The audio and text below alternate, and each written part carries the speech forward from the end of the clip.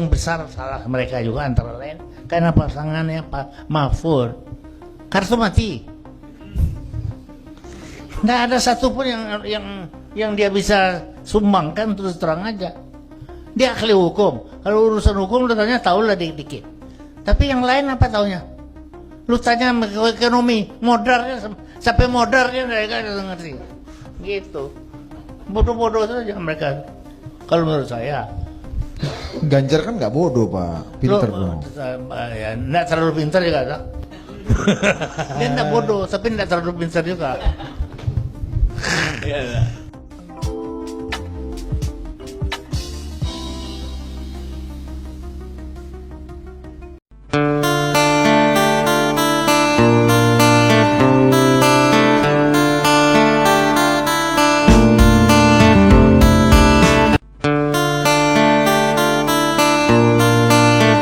Lo harus tahu siapa aktor utama yang rusak negeri ini. Dan gue minta jangan skip video ini sampai selesai. Banyak yang ngeluh negara kita nggak beres. Pemerintahnya nggak benar. Kebijakannya nggak pro dengan rakyat.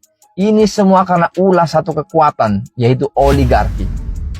Banyak yang ngomongin tentang oligarki. Tapi nggak semua paham apa sih sebenarnya oligarki itu.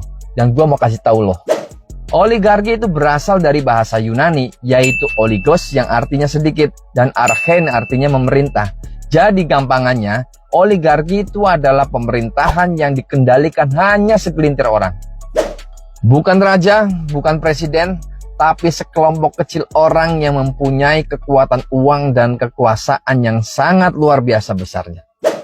Lo mau tahu cara mereka bekerja? Ini dia permainannya.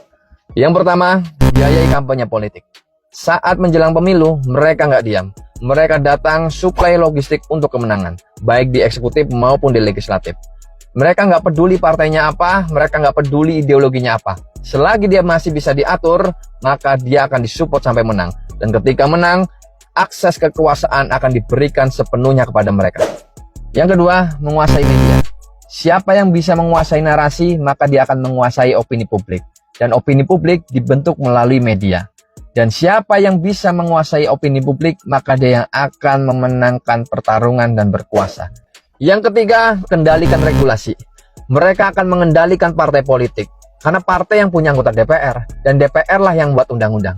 Ketika partai sudah dikendalikan, maka mereka bisa membuat undang-undang sesuai dengan kepentingan mereka dan sesuai dengan selera mereka. Demokrasinya sih tetap jalan, pemilu tetap ada. Tapi siapa yang menang udah ditentuin sebelum lo datang ke TPS buat nyoblos.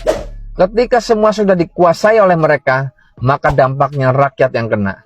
Lapangan pekerjaan makin susah, kebijakan lebih pro pada korporasi, lingkungan rusak, sumber daya alam dikeruk habis-habisan, biaya pendidikan mahal, dan lain sebagainya, serta KPK dilemahkan. Dan lo harus tahu bahwa 4 orang terkaya di Indonesia kekayaannya setara dengan 100 juta orang termiskin. Dan data Bank Dunia tahun 2025 mengatakan bahwa 1% orang terkaya di Indonesia menguasai hampir 50% kekayaan negara. Gila nggak bro? Dan inilah yang menyebabkan kemiskinan terstruktur bro. Yang miskin makin miskin, yang kaya makin merajalela. Menurut lo di Indonesia sekarang gimana bro? Masih bisa kita perbaiki apa enggak? Tolong jawab di komentar ya. Dan jangan lupa follow.